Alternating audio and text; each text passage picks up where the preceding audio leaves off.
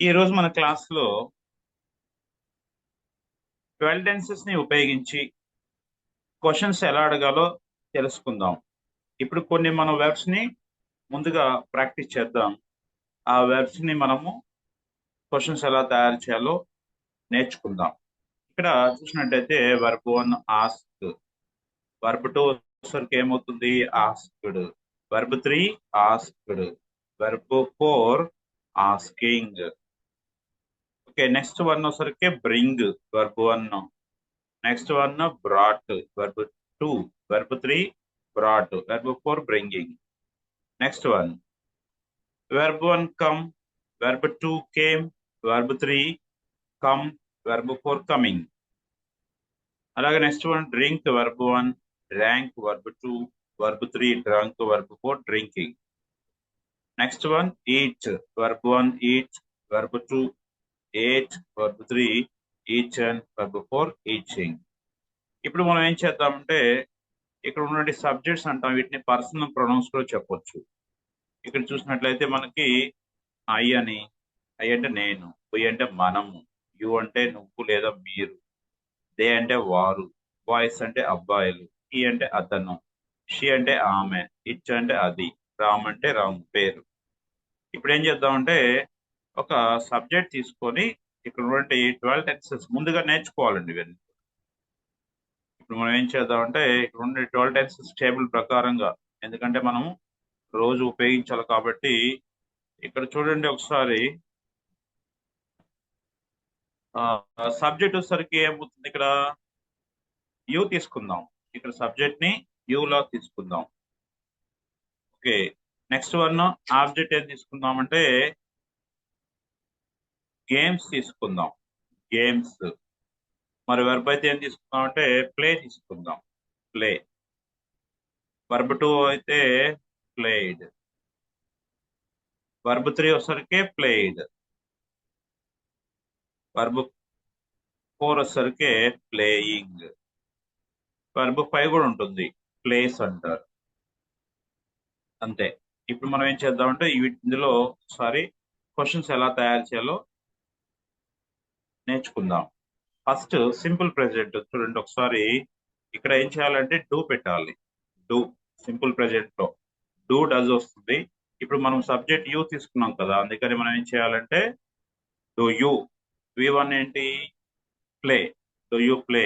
Object సరికి games, do you play games daily, నువ్వు రోజు ఆటలు ఆడతావా అని అర్థం, నువ్వు రోజు ఆటలు ఆడతావా అని అర్థం. Okay, next one simple past సరికి ఏముందంటే ఇక్కడ డెడ్ తీసుకోవాలి, డిడ్ సబ్జెక్ట్ ముందు పెట్టాలి, did you, did you.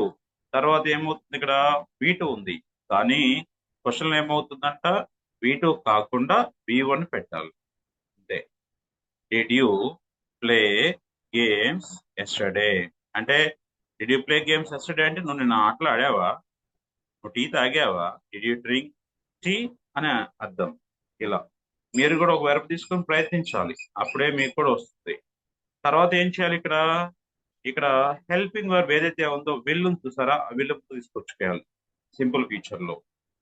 Will you, will you play games tomorrow, రేపు నువ్వు ఆటలాడతావా అని అర్థం. తర్వాత నెక్స్ట్ ప్రజెంట్ కంటిన్యూస్ అయితే are you playing games now, నువ్వు ఇప్పుడు ఆటలాడుతూ ఉన్నావా. చూడండి ఒకసారి మీరు కూడా ఇలానే ట్రై చేయాలి.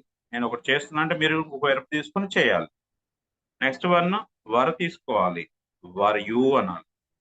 Were you playing games at this time yesterday, నువ్వు నిన్న సమయంలో ఆటలు ఆడుతూ ఉన్నావా అని అర్థం. నెక్స్ట్ ఇక్కడ ఏముంది ఫ్యూచర్ కంటిన్యూస్, విల్ ఒకటి ముందు తీసుకొచ్చుకోవాలి, విల్ బి ఉంది కానీ విల్ ఒకటే తీసుకురావాలి.